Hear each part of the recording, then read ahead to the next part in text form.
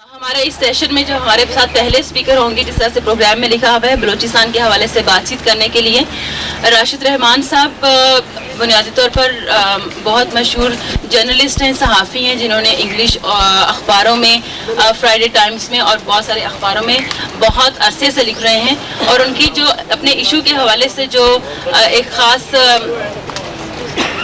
अपने इशू के हवाले से और उनकी जो स्ट्रगल, उनकी जो जद्दोजहद के हवाले से जो उनका ख़ास तारुफ रहा है, न सिर्फ सहाफ़ी होने के नाते बल्कि बहुत अच्छे, बहुत सरगर्म कारकुन, सियासी कारकुन जो है, सियासी सरगर्म रुकन रहे हैं। और ख़ास तौर पर बलूचिस्तान की सियासत के हवाले से इनका 1973 से जो स्ट्रगल शुरू हुई थी, 1970 से जो बलूचिस्तान में मिलिट्री ऑपरेशन के बाद और मिलिट्री ऑपरेशन के वक्त जो स्ट्रगल रही है, उसके हवाले से इनकी बहुत डीप इन्वॉल्वमेंट रही है। और उस वक्त वो किसी एक party, Balochistan peoples liberation front, Balochistan अवामी महाज़ आज़ादी में बहुत अहम किरदार इनका रहा है। और मैं उनसे गुजारिश करूँगी कि वो बलूचिस्तान के हवाले से जो उनकी कोशिशें रही हैं, जो उस जद्दोजहद में वो शरीक रहे हैं, उसका तारीख़ी तौर पर उसका पस मंज़र बयान करें कि बलूचिस्तान में ये तहरीक जो है वो नेशनल क्वेश्चन की क्यों उठी, क्या वजूहात थी उसके पीछे। और हम सब लोगों को ये भी बताएं कि क्या ऐसी चीज़ें हैं जिसकी वजह से आज बलूचिस्तान, आज कौन से ऐसे मसाइल हैं, कौन से ऐसे इश्यूज़ हैं जिनकी वजह से आज बलूचिस्तान में इस वक्त खाना जंगी की सूरत हाल है। कि आज हम अखबारों में कोई ऐसा दिन नहीं होता है कि जहाँ पर हम लोग ये नहीं देखते हैं कि सुई के ऊपर ये अटैक हो गया है, बुक्ती ट्राइब में इस तरह की सिचुएशन है, या वहाँ पर किस तरह से जो पॉलिटिकल, जो नेशनलिस्ट, जो कौम परस्त हैं, वो किस तरह से अपनी जद्दोजहद को आगे लेकर जा रहे हैं। तो मैं राशिद रहमान साहब से गुजारिश करूँगी कि प्लीज़ वो अपनी बात करें। शुक्रिया शाजिया। जिन वाक़यात का आपने जिक्र किया, सुई का इंसिडेंट हो, रेप का, या इस वक्त जो डेरा बुक्टी के गिरदो नवाह में लड़ाई चल रही है, स्टैंड ऑफ है टेंस किस्म का, और जो पिछले 2-1 साल से बलूचिस्तान लिबरेशन आर्मी के नाम से एक ग्रुप कारफरमा है, आर्म स्ट्रगल कर रहा है, इन वाक़यात को, इन हालात को समझने के लिए बड़ा मुख्तसर मैं पहले तो कौम परस्ती या नेशनलिज्म की तारीफ थोड़ी सी करने की कोशिश करूँगा, क्योंकि उसको समझे बगैर शायद बलूचिस्तान की कौम परस्ती या नेशनलिज्म जो है उसको समझने में दिक्कत हो। जदीद कौम परस्ती तो यूरोप में हमने देखा कि सरमायादारी निज़ाम के साथ साथ उभरी, और उसका मफहूम या थ्रस्ट यही था कि हर कौम जो है वो अपना स्टेट चाहती थी, और उस कौम में स्टेट का सबसे ज़्यादा फ़ायदा नई उभरती हुई सरमायादारी तबके को था। बहुत जंगें हुई यूरोप में। आज आप देख रहे हैं कि उन सब तजुर्बात से गुजरने के बाद यूरोप अपने आप को इकट्ठा करने की कोशिश में है और कर लिया है बहुत हद तक। यही जदीद जो कौम परस्ती है, जिस वक्त इसके तसव्वुरात जो हैं वो यूरोप से बाहर गए, और ख़ास तौर जो कॉलोनियल दौर, नौआबादियाती दौर गुजरा, उसमें जो कौमें मजलूम थीं या काबिज़ जिन पे कब्ज़ा था बड़ी ताकतों का, तो वहाँ ये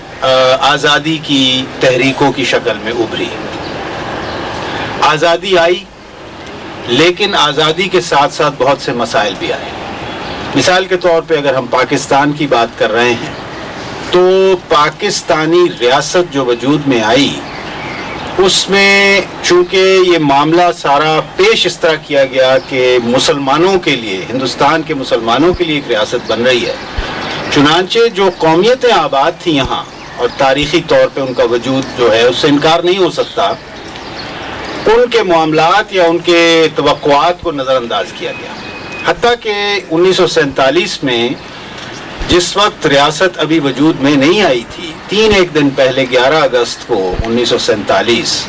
बलूचिस्तान की मजलिस आमला या पार्लियामेंट जो थी, उसने मिलकर रेजोल्यूशन पास किया कि हम आज़ादी चाहते हैं, इंडिपेंडेंट स्टेट चाहते हैं। 3 दिन बाद पाकिस्तान वजूद में आया, और वो ख्वाहिश जो थी वो नज़रअंदाज ही नहीं की गई, बल्कि मार्च 1948 में जबरन बलूचिस्तान को पाकिस्तान के साथ इल्हाक पर मजबूर किया गया, खान ऑफ कलान। اب میں اس تفصیل میں نہیں جانا چاہتا خان آف کلات کون تھے، میرے خیال ہے آپ خاصے واقف ہوں گے اس بات سے. 18ویں صدی سے کلات اسٹیٹ بنا بلوچستان میں، جو ایک ٹرائبل کنفیڈریسی تھی، اور انگریز نے جب فوج کشی کرنے کے باوجود ان کو دبانے میں نہ کامیاب ہوئے تو انہوں نے ایک نیا سسٹم ایجاد کیا، سینڈمن سسٹم کہلاتا ہے، جس کے تحت جو روٹ تھا افغانستان کے لیے وہی ان کے لیے اسٹریٹجک امپورٹنس رکھتا تھا، اور اگر وہ محفوظ ہے اور برٹش بلوچستان کوئٹہ وغیرہ محفوظ ہے تو ٹرائبز کو پوری آٹونومی یعنی خود مختاری دی گئی، اور جو ٹرائبل سٹرکچر تھا وہ اس کو چھیڑا نہیں گیا. جب یہ الحاق جبرن ہوا تو فوراً ایک بغاوت ہوئی. خان کے چھوٹے بھائی آغا عبد الکریم اپنے کچھ ساتھیوں کے ساتھ پہاڑوں میں چلے گئے، اور یہ پہلا واقعہ ہے کہ ان کو بات چیت کے لیے قرآن پہ قسم کھا کے کہ آپ کچھ نہیں کیا جائے گا بلایا گیا، لیکن جیسے ہی وہ آئے ان کو گرفتار کر لیا گیا. اگلے 22 میں سے 16 سال انہوں نے جیل میں کاٹے اور ان کے ساتھیوں کو بھی لمبی جیل کی.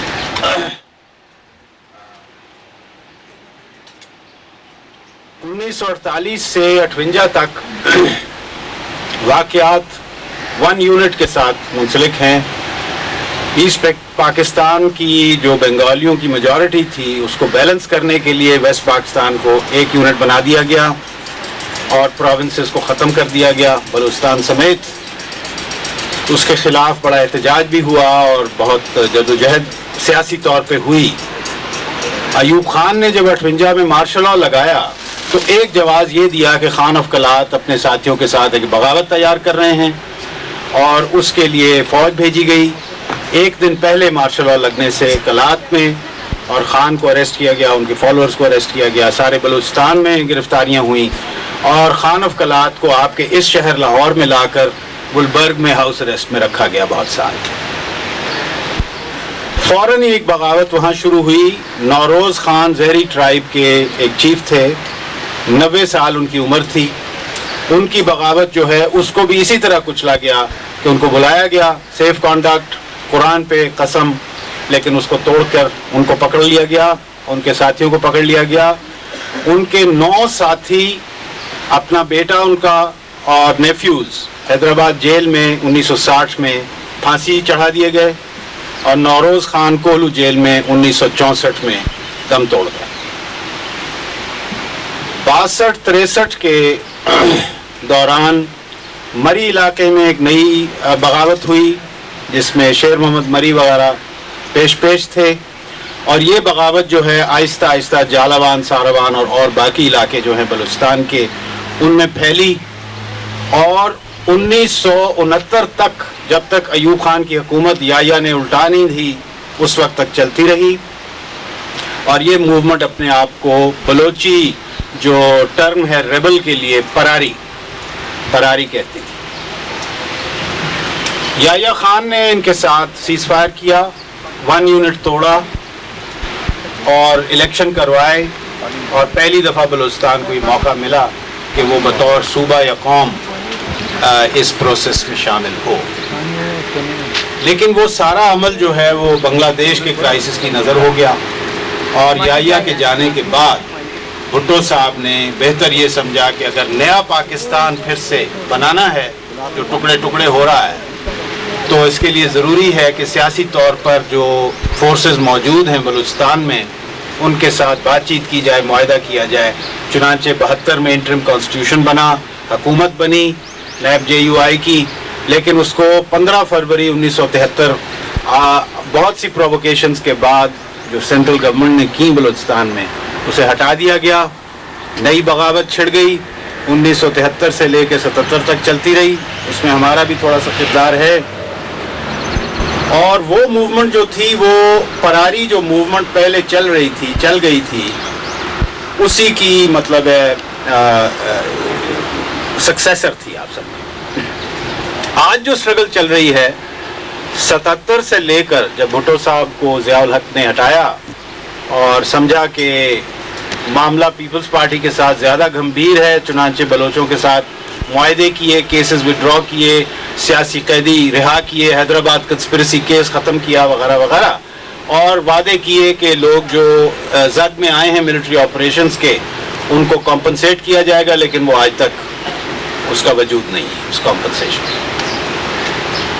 بہت سے لوگ جو لڑائی سے بھاگ کر اپنی فیملیز کے ساتھ افغانستان چلے گئے تھے یا بلوچستان چھوڑ کے پاکستان کے اور حصوں میں چلے گئے تھے، وہ آہستہ آہستہ واپس آئے، لیکن جب واپس آئے تو کوئی حال نہیں تھا، کیونکہ جس قدر تباہی فوج نے کی وہاں پر اس کی وجہ سے معاش بہت مشکل تھا اور سروائیول بہت مشکل تھا۔ مری کیمپ کوئٹہ کے پاس جس کا آپ نام سنتے ہیں، یہ اسی دور میں وجود میں آیا، کیونکہ لوگ جب واپس آئے افغانستان سے تو اپنے علاقے میں جا کر انہوں نے دیکھا کہ اتنی تباہی ہے کہ نہ کاشت ہو سکتی ہے، نہ ان کے پاس مال مویشی ہیں، اور یہی دو ذریعے ہیں وہاں پہ اکنامک سروائیول کے۔ چنانچہ یہ مری کیمپ جو ہے یہ ایک طرح سے ریفیوجی کیمپ ہے، اور اس میں حال ہی میں اس لیے اس کا ذکر کر رہا ہوں، حال ہی میں آپ نے سنا ہوگا کہ پولیس نے جا کے وہاں پر تلاشیاں لیں اور بقول ان کے ہتھیار وہاں سے ملے، اور جو قبرستان ہے اس کو بھی کھود ڈالا وغیرہ وغیرہ، اور کافی وہاں جھگڑا ہوا ہے۔ بلوچستان لبریشن آرمی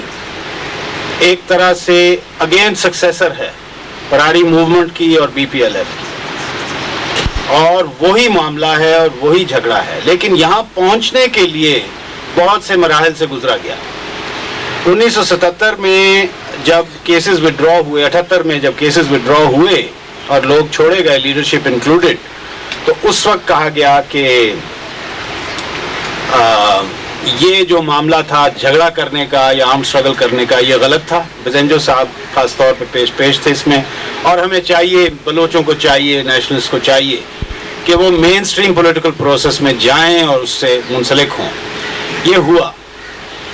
اور 88 سے لے کے 99 تک حکومتیں بھی بنی، اسمبلیوں میں بھی گئے، لیکن حاصل پھر بھی کچھ نہیں ہوا۔ جو حقوق نہیں مل رہے تھے وہ پھر بھی حاصل نہیں ہوئے۔ تو حقوق کیا ہیں؟ ظاہر ہے صوبائی خود مختاری، آٹونومی، اور جو وسائل ہیں بلوچستان کے جس میں سوئی گیس شامل ہے، جس نے پورے پاکستان کی انڈسٹریلائزیشن کو فیڈ کیا، اور آپ بھی اس کو استعمال کرتے رہے ہیں، اور صرف جس وقت چیچا وطنی کے قریب گیس پائپ لائن کو بم سے اڑا دیا گیا اور آپ کی گیس بند ہوئی تو آپ کو اندازہ ہوا کہ یہ گیس آتی کہاں سے۔ We have been taking it for granted۔ Saindak ایک بہت بڑا پروجیکٹ ہے، وہاں بلوچوں کو کوئی امپلائمنٹ نہیں ملی،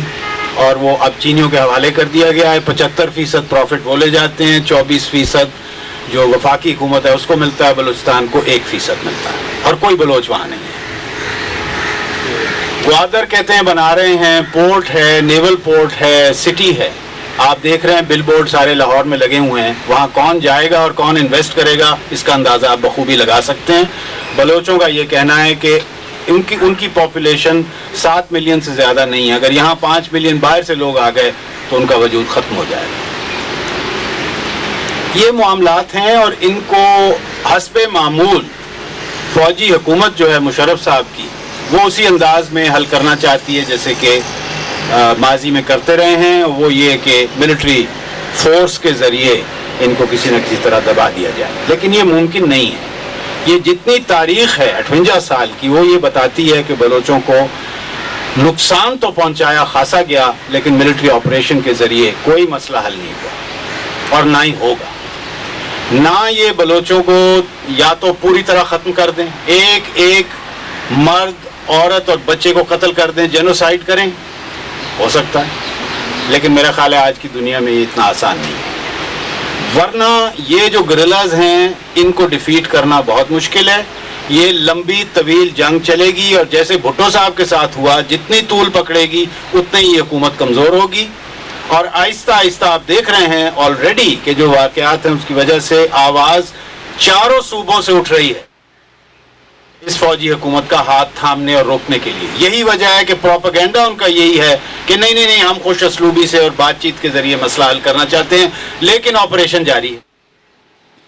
تو یہ دوغلا پن، یہ دوغلی پالیسی جو ہے، یہ کسی سے ڈھکی چھپی نہیں ہوئی ہے۔ اگر آپ ڈیرا بگٹی چلے جائیں، نہ بھی جائیں، کوئٹہ چلے جائیں، جا کے لوگوں سے بات کریں، آپ کو خود ہی اندازہ ہو جائے گا کیا ہو رہا ہے۔ بگٹی صاحب جو ہیں ان کے نیشنلسٹ کریڈینشلز کو اتنے کلیئر نہیں ہیں کیونکہ ماضی میں انہوں نے بھٹو صاحب کے ساتھ کلیبریٹ کر کے گورنر بن کے اور یہ فوجی آپریشن لانچ کیا تھا 1973 میں. اس وقت سے جب سے انہوں نے ریزائن کیا وہ اسی کوشش میں ہیں کہ اپنے نیشنلسٹ کریڈینشلز دوبارہ